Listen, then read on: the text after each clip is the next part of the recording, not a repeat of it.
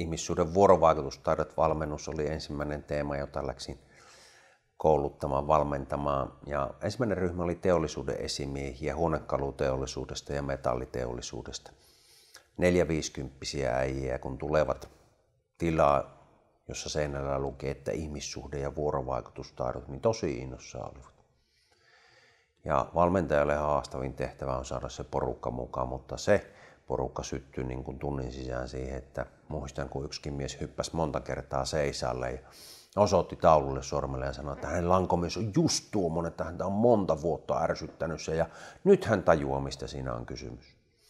Ja paras tulos siitä valmennuksesta oli, että kun pidettiin seurantapäivä noin kuukauden kuluttua, niin monet näistä työjohtajista kertoivat, mitä olivat sen opitun perusteella pystyneet siirtämään käytäntöön.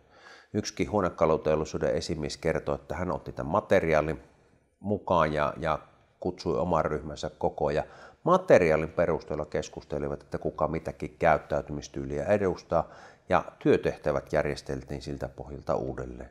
Ja hän sanoi, että ihan toisella tavalla rupesi hommat luistamaan.